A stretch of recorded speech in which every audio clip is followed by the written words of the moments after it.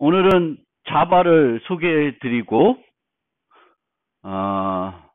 자바 프로그램 언어의 특성을 좀 알아볼까 합니다.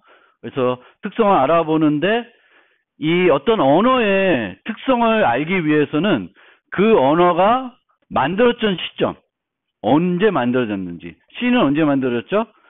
70년대 중후반에 만들어졌어요. 그러면 C 언어는 그 70년대 중후반 컴퓨팅 환경에서 필요해서 만들어진 거겠죠. 그렇죠? 그런 특성을 아직도 갖고 있는 거예요. 지금은 2000 몇 년도야? 18년도예요. 되게 오래된 언어죠. C 언어가. 그런 특징을 갖고 있습니다. 그리고 C 언어는 70년대에 만들어진 이후에 바뀐 적이 있을까요? 언어가 안 바뀌었어요. 나쁘다는 겁니다. 예, 안 바뀌었어요. 그래서 자바도 언제 태어났고 그게 어떤 이유에서 만들어졌는지를 알게 되면 그 언어가 갖고 있는 여러 가지 특성들을 우리가 좀 더 쉽게 쟤는 왜 저러지? 이런 이유를 알게 됩니다. 뭐 우리 고향을 알면 제 특성이 좀 나타나잖아요. 경상도 사나이랑 이 서울 사람하고 좀 약간 다를 수도 있죠. 그렇죠? 그래서 그런 거를 알아볼 거고요. 그 다음에는 자바 언어를 가지고 우리가 프로그래밍을 좀 집에서 여러분들이 해볼 수 있게 하려고 그러면 자바는 여러분들이 지금 C는 배웠다고 가정하고 있는 거예요. C++은 다 안 배울 수도 있고 배운 사람도 있을 텐데 C는 다 배웠다. 나는 이렇게 가정한 상태에서 진행을 하겠습니다. 역학기 과목이지만 그렇게 가정을 하고 이제 얘기할 거예요. 그럼 C를 알고 있으면 자바를 가지고도 다 C처럼 프로그래밍을 오늘부터 집에 가서는 할 수 있게 됩니다. 할 수 있어요. 그래서 그걸 하기 위해서 두 가지를 좀 알면은 프로그래밍하는 데 도움이 되는데, 하나는 화면에 데이터를 출력하는 방법, 그리고 키보드부터 데이터를 입력받는 방법. 그 두 가지만 알면 그 다음에는 C처럼 함수 짜가지고 프로그램 할 수 있습니다. 그래서 그 부분을 이제 설명드릴 거예요. 그리고 제가 말씀드렸듯이 우리 수업은 오브젝트 얼리 방식으로 강의를 합니다. 그러니까 초반부터 객체 지향에 대해서 설명을 드리고 가고 있어요. 그래서 그 객체 지향과 관련된 얘기가 두 군데에서 나올 겁니다. 그래서 객체 지향이 이런 거구나라는 것도 이제 첫 시간, 요 첫 노트를 통해서 배우게 되겠습니다. 자, 그럼 먼저 자바의 히스토리에 대해서 생각을 해봅시다. 살펴봅시다. 그래서 자바는 선 마이크로 시스템사에서 만들어진 언어예요. 제임스 고슬링하고 패트릭 노턴이라는 사람이 만들었어요. 선 마이크로스, 선 회사. 아시는 분? 네, 모를 거예요. 망했으니까. 네, 망했지만 제가 학교 다닐 때만 해도, 제가 학사, 석사 다닐 때만 해도 되게 아주 IT 분야에서는 핵심 중에 핵심 회사 중에 하나였어요. 쟤들이 뭘 했냐? PC랑 슈퍼컴퓨터 사이에 있는 워크스테이션급의 컴퓨터들을 만들었습니다. 유닉스 계열의. 예전엔 PC들이 어땠어요? 성능이 되게 떨어졌어요. 그래서 집에서 쓰는 PC들은 어떤 고수준의 작업들을 하기에는 적합하지가 않았어요. 지금은 핸드폰도 옛날 PC보다는 빠를 거예요. 근데 제가 학교 다닐 90년, 80년대 후반 요때는 PC들이 되게 열악했다. 그러면 PC는 우리가 가정에서 워드 쓰고 게임하는 데 쓰지만 일반적인 회사에서 또는 연구소에서 과학적인 어떤 실험을 하고 프로그램 할 때는 PC를 안 썼어요. PC를 안 쓰고 뭘 썼냐? 워크스테이션이라는 걸 썼습니다. 그래서 이 워크스테이션들을 가장 잘 만들고 가장 인기 있게 만들었던 회사가 선이라는 회사. 그 다음에 HP 이런 데예요. HP는 아직도 있죠. HP는 프린터 갖고 먹고 살고 요즘은 또 잘 모르겠는데 하여튼 선이라는 회사, HP 몇 개가 있었어요. IBM도 그 중에 하나고 IBM도 있고. 근데 선은 그때 되게 잘 나갔어요. 그래서 썬에서 이 사람들이 자바라는 언어를 만들었는데 처음부터 자바라고 그 언어를 자기들이 만든 언어를 자바라 부르지 않고 오크라고 하는 자기 사무실 앞에 보이는 나무 이름을 따서 언어를 이렇게 이름을 지었습니다. 그래서 이 사람들이 가지고 왜 이 언어를 이 사람들이 만들었냐 하면은 이 사람들이 생각했던 것은 지금은 현실화됐지만 그 당시에는 아직은 조금은 미래를 내다보는 거였죠. 그래서 TV와 같은 가정용 가전제품에 이제 예전에는 우리가 전자제품 하면 그 안에는 다 하드웨어로 그 칩들을 만들어서 넣고 하드웨어적으로 다 모든 것이 동작을 했어요. 모든 기능들이. 근데 지금은 가정용 제품에 많은 부분이 컴퓨팅 요소가 들어가요. 가정용 제품에. 컴퓨팅 요소가 들어간다는 건 뭐가 들어간다는 걸까? 어떤 부품? 첫 번째로 뭐가 들어가야지 컴퓨팅 요소가 되겠죠? CPU가 들어가야 돼요. CPU만 들어가면 되는 게 아니라 뭐가 또 필요해? CPU랑 꼭 있어야 돼. 뭘 하려면. 뭐가 있어야 되죠? 메모리가 있어야 됩니다. 왜? 그 메모리에 뭐가 있어야 돼? 소프트웨어가 올라가야 돼. 그럼 소프트웨어가 올라가면 CPU는 그 소프트웨어를 실행을 하는 거예요. 그렇게 되면 이제는 우리가 어떤 기능들이 하드웨어로 회로로 다 꾸며가지고 회로로 만들어서 동작시키는 것이 아니라 CPU가 프로그램을 수행해가지고 어떤 기능들이 TV에는 어떤 기능, 냉장고에 있는 어떤 기능, 세탁기에 어떤 기능들이 동작하게 되는 겁니다. 아직도 그게 완벽하게 되지는 않지만 스마트 TV 같은 경우에는 당연히 그게 들어있죠.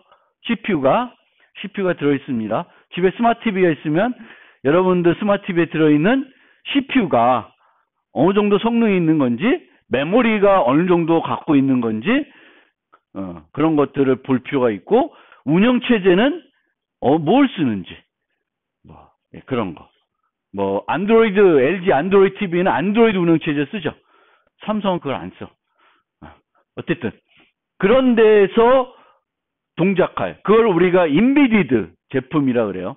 어떤 컴퓨터가 아닌 어떤 제품에 컴퓨팅 요소가 들어가는 것을 우리가 인베디드 시스템이라 그래요. 인베디드 시스템. 그리고 이 인베디드 시스템에서 목적은 그 회로를 만들어서 회로를 가지고 그 칩들을 가지고 컴퓨터를 그 기기를 동작시키는 것이 아니라 소프트웨어로 동작시키면 좋은 점이 뭘까? 소프트웨어로 우리가 동작시키면 좋은 점이 뭘까? 인터랙션 샵샵.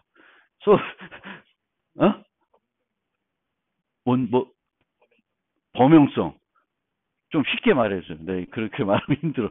범용성이 높아진다는 건, 그걸 쉽게, 초등학생도 이해할 수 있게, 범용성이 높아진다는 게 무슨 말이에요? 뭘 얘기하고 싶은 거예요? 기능이 많아진다. 기능이 많아진다.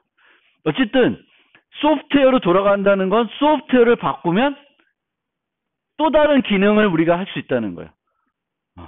그래서, 여러분 테슬라 알아요? 테슬라.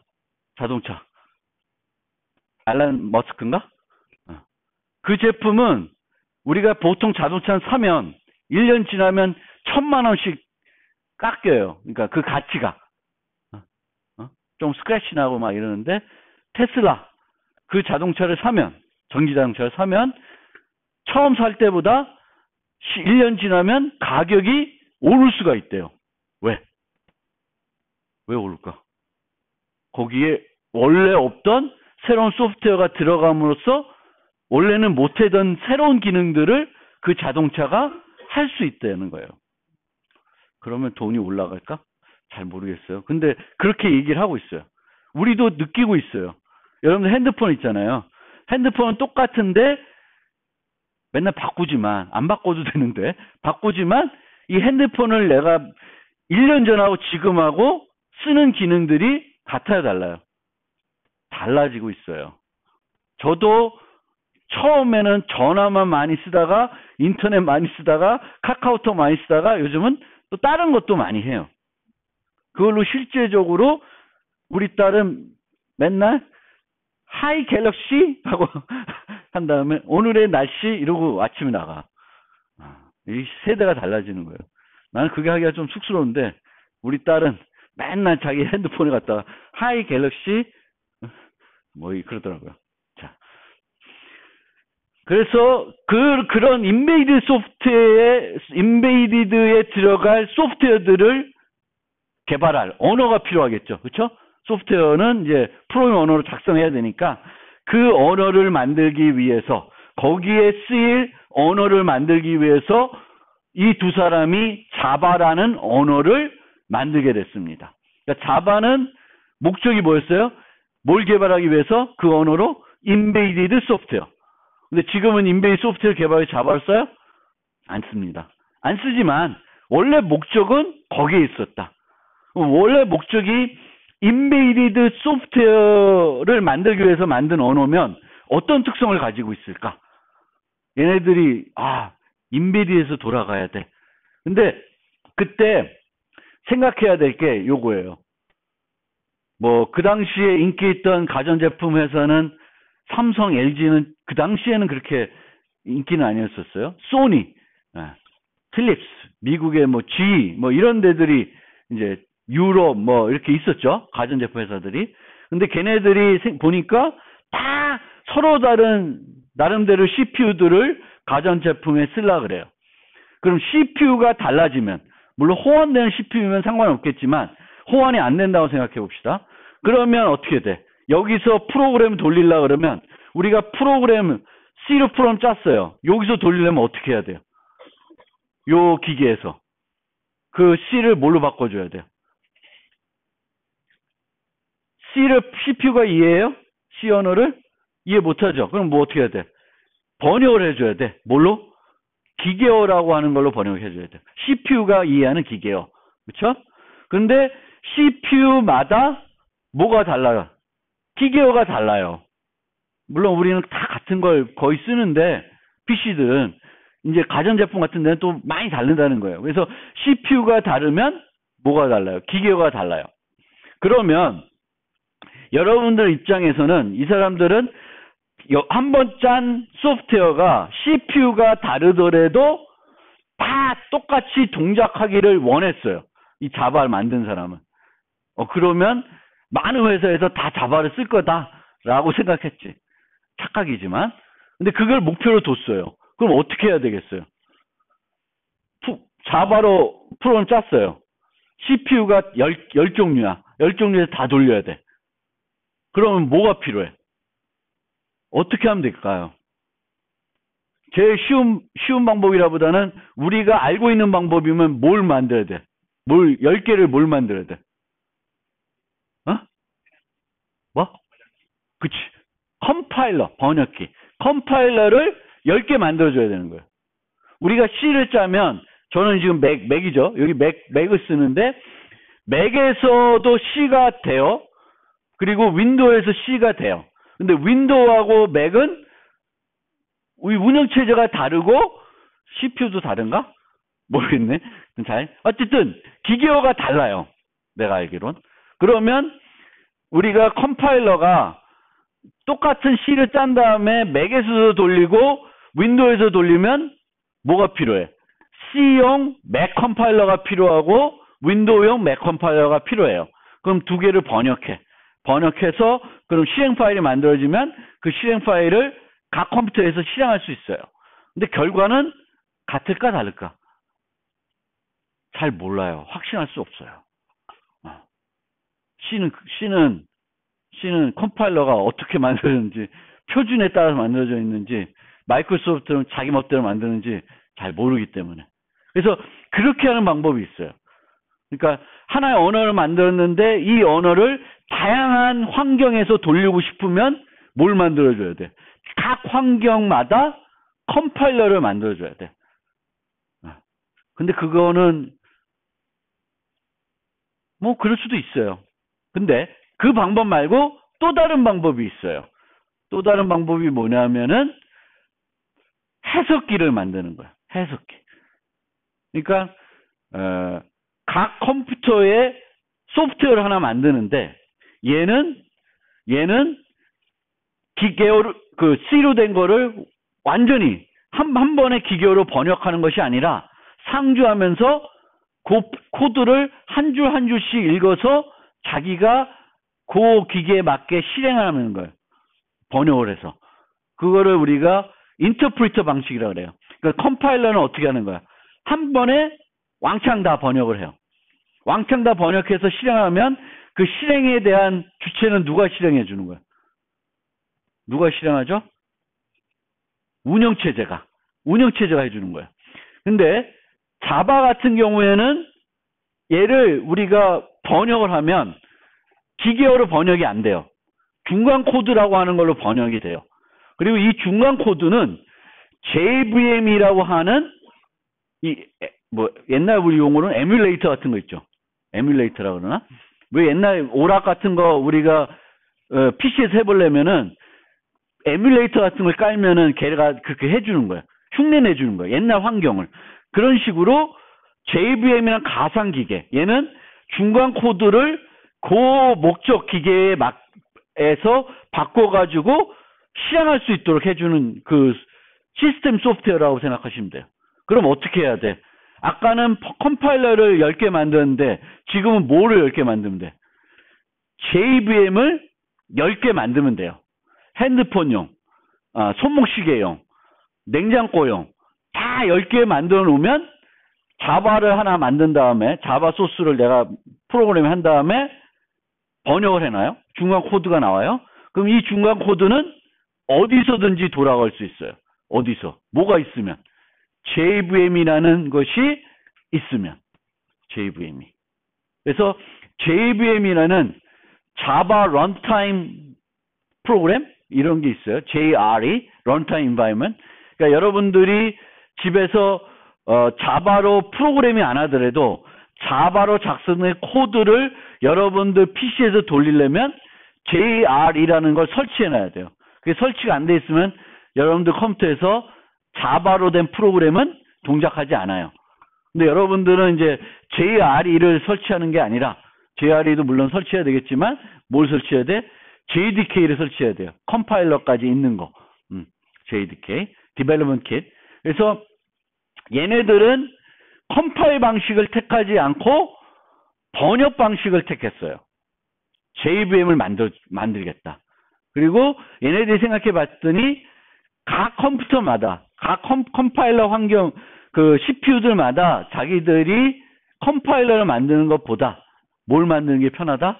JVM을 만드는 게 편하다고 생각한 거예요. 비용적인 측면에서도. 그리고 어떤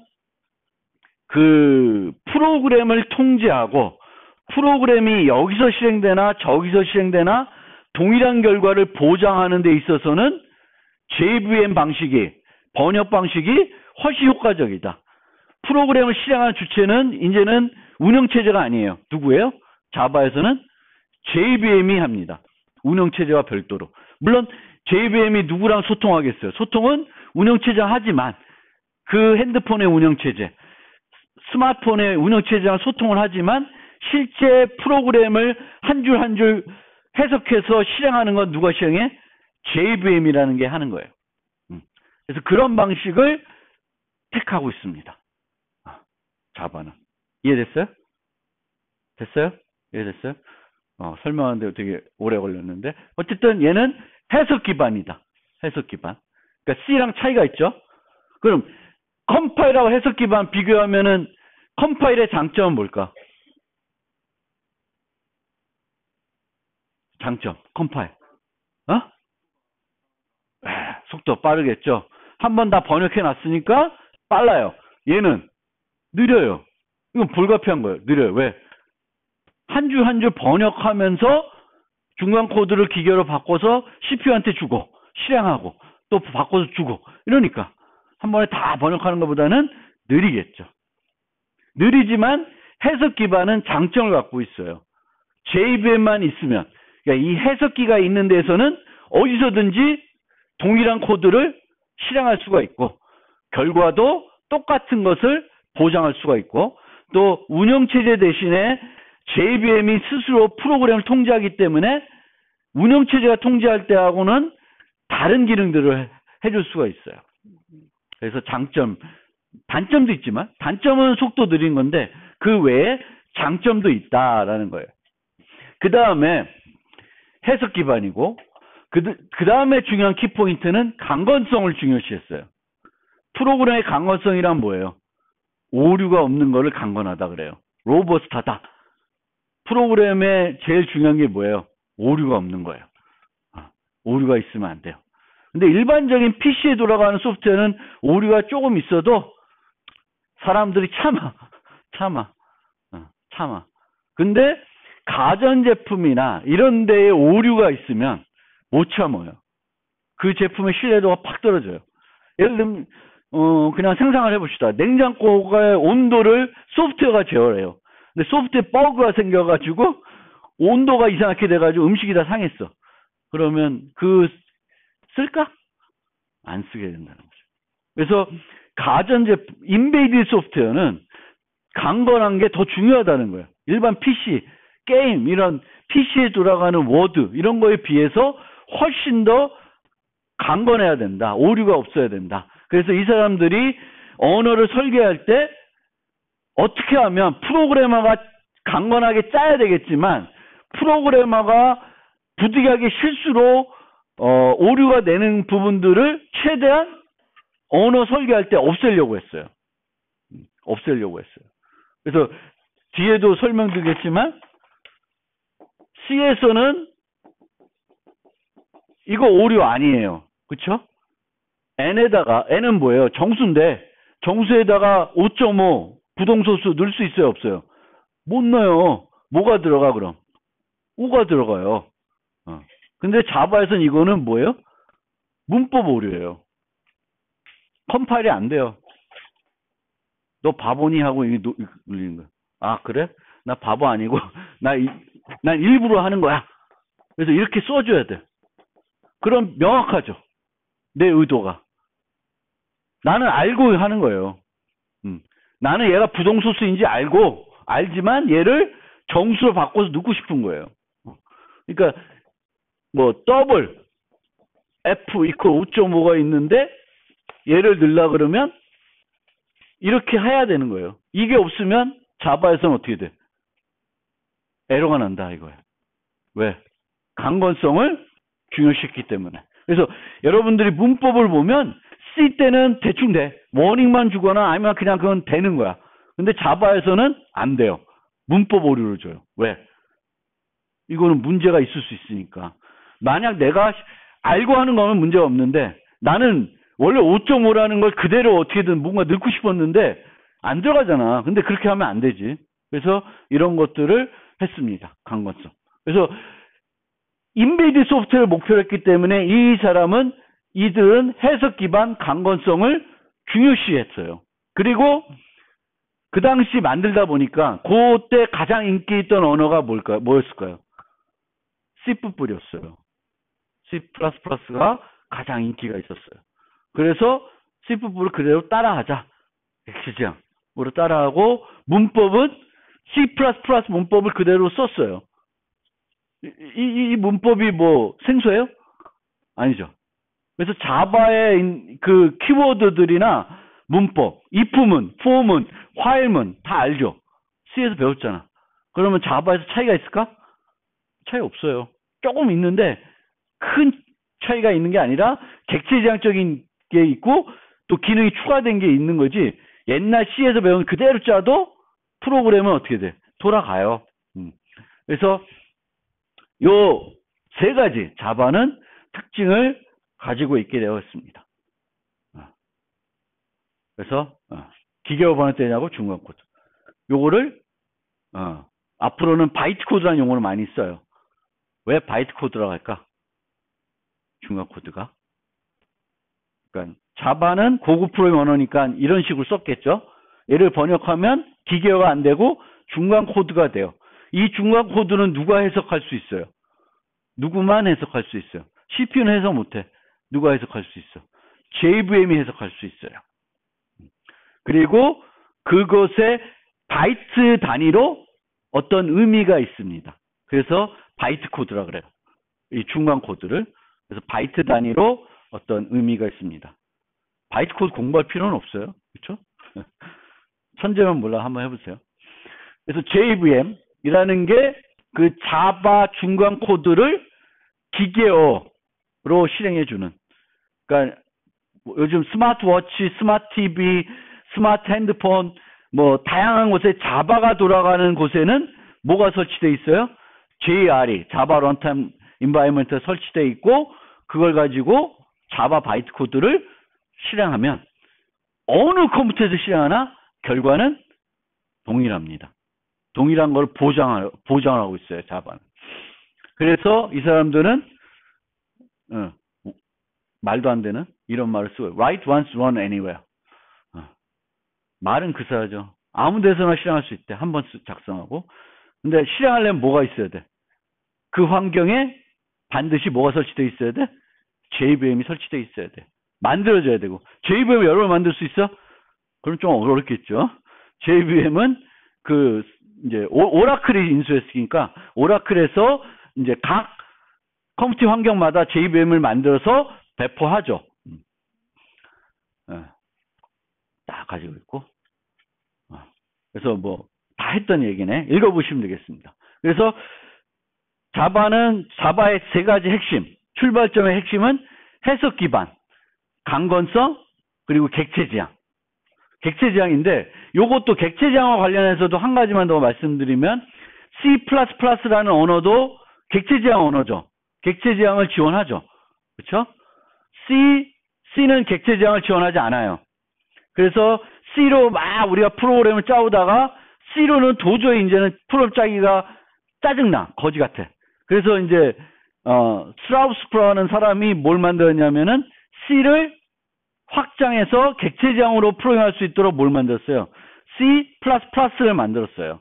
근데 이 사람이 C++를 만들면서 그냥 만든 게 아니라 C++는 C의 슈퍼셋이야. 그러니까 C++는 모두 돼야 돼. C를 그대로 C 언어로 된 코드도 다 돌아갈 수 있어야 돼요. 근데 자바는 새로 만든 언어고 기존에 뭐랑 호환되고 그럴 필요가 없었어요. 새로 만들었어요. 그래서 얘는 C적인 요소가 없는 거지. C++은 배웠는데 여러분들 짜는 거 보면 이게 객체 지향으로 짜는 건지 C인지 C++인지 우리 교수님들 봐도 저게 C++ 쓰시는데 C인지 C++인지 분간이 안 돼. 왜? C++는 C를 포함하기 때문에 그냥 함수들만 짜서도 충분히 코딩이 돼요. 그렇죠? 그렇지만 자바는 순수 객체 지향 언어예요. 그러면 순수 객체 지향 언어다. 그러면 세상의 모든 프로그램을 짤 때 모든 요소를 객체 지향으로 짤까요? 그렇지 않습니다. 이거 되게 중요한 요소예요. 중요한 거예요. 우리가 프로그래밍 하는데 객체 지향적으로 프로그래밍 하면 좋아요. 근데 모든 요소를 객체 지향적으로 프로그램 하는 것은 아니에요. 객체 지향적으로 프로그램 했을 때 이득이 있는 것들만 객체 지향적으로 프로그램 하는 거예요. 그리고 꼭 이 기능을 하면 이점 있겠다 했을 때 그 객체 지향 기능을 쓰는 거예요. 그러니까 예를 들면 사인 함수 뭔지 알죠? 수학의 사인 함수. 사인 45 주면은 45도 주면 값 주잖아요. 이 사인 함수는 객체 지향으로 모델링 할 필요가 있나 없나? 없어요. 그냥 함수면 돼. 그러니까 인자만 받아서 다 처리되는 건 객체 지향하고는 아무 상관이 없는 거예요. 그럼 객체 지향은 뭐냐? 예를 들면 스캔F는 뭐 하는 거예요? C에서 뭐 하는 거죠? 데이터를 입력받잖아요. 얘는 객체 지향으로 짤까? 짜면 좋을까 나쁠까? 스캔F.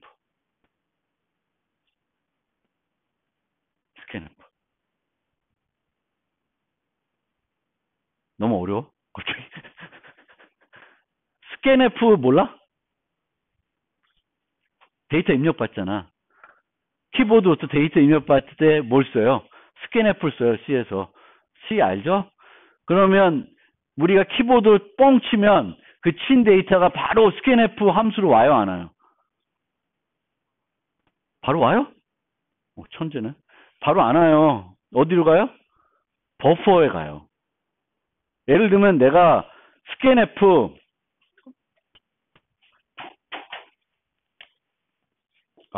C는 제가 잘 모르는데 이건가? 이거예요? 문법 맞아요? 이게 맞는 문법이에요?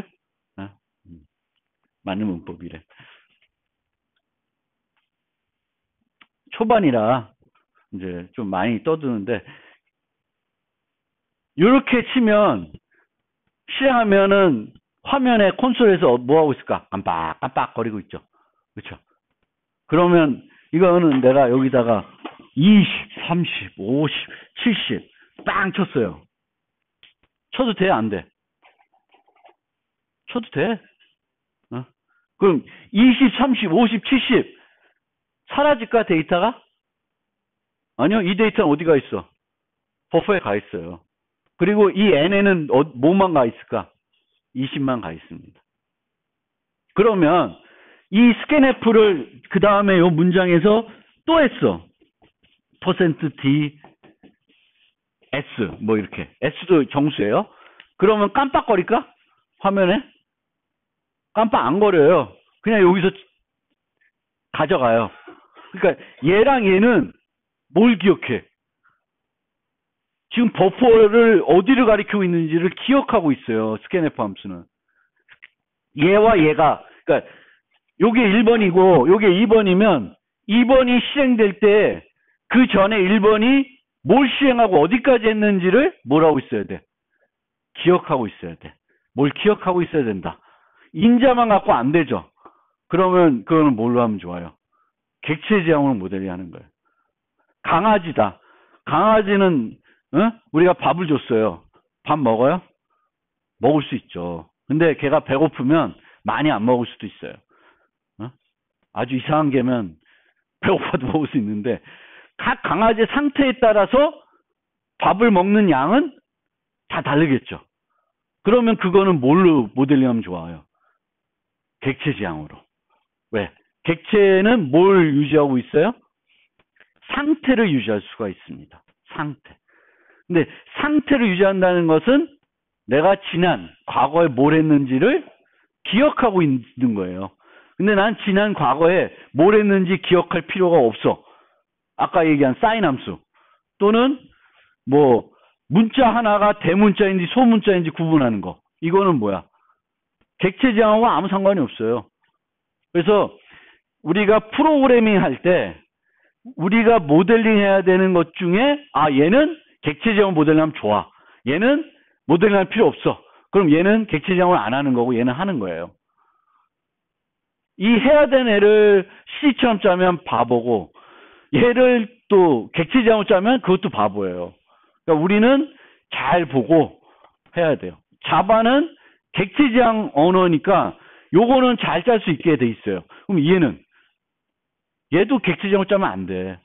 자바도 그래서 그 내부적으로는 객체 지향적으로 그러니까 클래스를 만들지만 그 우리가 소위 말하는 객체 지향이 아닌 그냥 그런 애들을 만들 수도 있어요.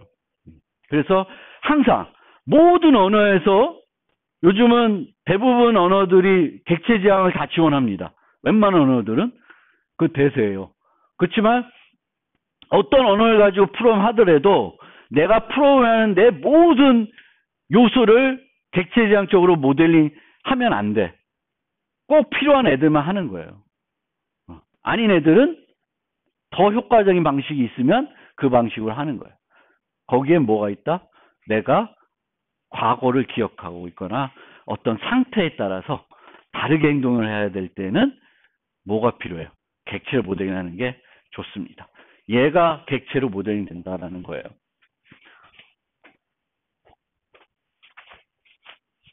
말이 무지 많네. 2페이지 넘어가는데. 그래서 좀 빨리 갈게요. 그래서 이제 이런 자바라는 언어를 저 두 사람이 만들었어. 선사에 있는 사람이. 예? 근데 남은 그 컴퓨터 IT 업계에서 쟤네들 뭐야? 자바 뭐야? 관심이 없어. 아무도 안 써. 예? 그래서 얘네들이 우리 망했구나.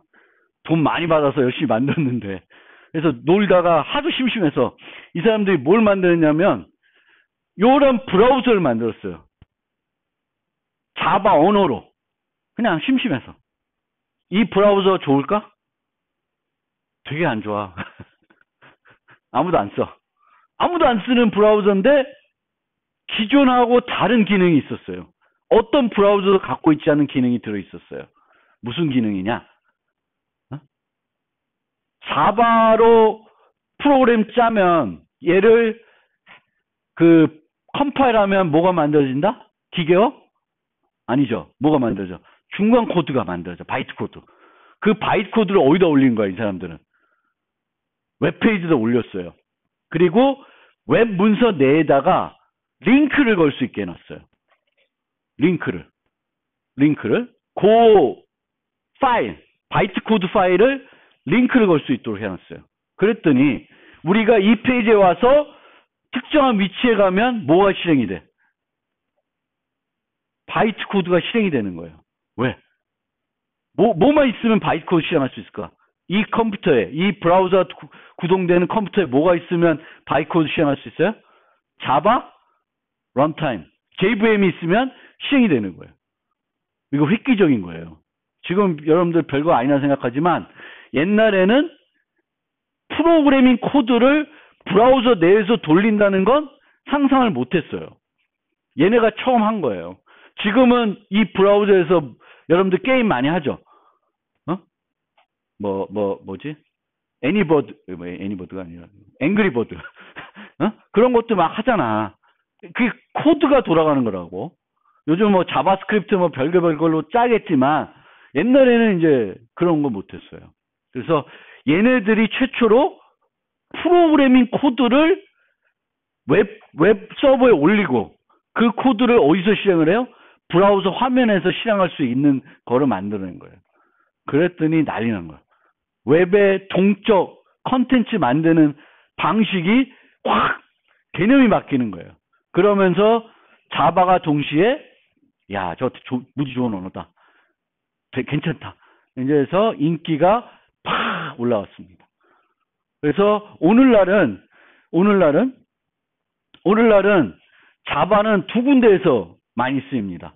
하나는 백핸드 프로그래밍 할 때. 백핸드가 뭐냐?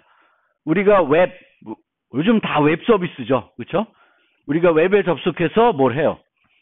저도 이렇게 소프트웨어를 사서 내 컴퓨터에 설치해가지고 쓰는 것이 아니라 월 정액을 내고 어떤 홈페이지에 접속해서 그 홈페이지에서 뜨는 어떤 프로그램을 내가 써요.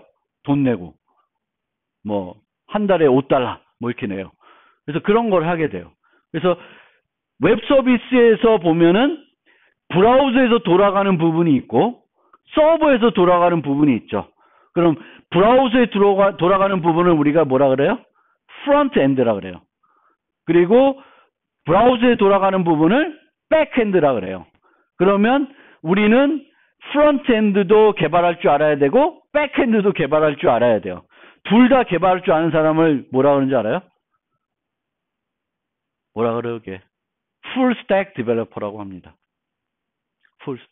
풀스택이란 프론트 엔드, 백핸드에서 통 다 만들 줄 아는 사람이에요. 근데 보통은 이렇게 프론트 엔드만 꿀쩍거리는 사람, 백핸드만 열심히 하는 사람 이렇게 나눠져 있어요. 근데 여러분들은 이 전체를 다 하는 풀스택 디벨로퍼가 되면 좋겠죠. 잘 팔릴 거예요. 그 개념을 알고 있어야 좋습니다. 근데 요즘은 워낙 이 프론트 엔드는 배울 게 많지 않아요. 여기는 뭐만 배우면 돼. 딱 세 가지만 알면 돼. 프론트 엔드는. HTML5, 자바스크립트, CSS. 이 뒤쪽은 무지 많아, 종류가. jQuery, 뭐, AngularJS, 뭐. 아이, 몰라. 편한데, 그 중에서도, 이제, 자바로 프로그램 하는 게 있어요. 백핸드를. 자바로. 그걸 이제 JSP라고 하고, 그 JSP를 프로그램할 때 쓰는 가장 인기 있는 라이브러리가 뭐예요? 스프링이라는 거예요. 스프링. 이것도 어려워. 요즘은 스프링 배워서 하기 싫고, 그냥, jQuery 뭐 이런 좀 더 쉬운 것들 많아. 그리고 백핸드는 내가 해봤을 때는 제일 쉬운 게 무슨 언어? 저는 파이썬이 쉬운 것 같아요. 파이썬은 백핸드. 미국 가보면, 미국에 있는 그 묵 강좌 다 들어가 보면, 백핸드는 파이썬으로 강의해요. 우리나라는 다 PHP를 많이 써요. PHP를 너무 많이 써. 그래서 모르겠어요. 여러분들 회사에 딱 갈 때 내가 들어가려는 회사가 백핸드로 어떤 것들을 쓰고 있는지를 잘 보고 그런 것들을 좀 익혀서 그 회사에 가야 내가 좀 서바이브 하는데 좋고요. 그 다음에 이 자바가 또 어디서 많이 쓰이냐? 안드로이드. 구글이 안드로이드 인수하면서 고민했어요. 우리가 안드로이드라는 운영체제를 만들고요. 어떤 환경을 만들면 뭘 만들어야 되죠? 그 환경 위에 돌아가는 앱을 쉽게 만들 수 있어야 돼요. 앱이 활성화돼야지만 그 운영체제가 빛을 발해요. 그렇죠? 그래서 안드로이드를 얘네들이 이제 모바일 폰용 안드로이드 운영체제 만들면서 API를 공개를 하고 이 API를 통해서 많은 사용자들로 하여금 뭘 만들게 했어요?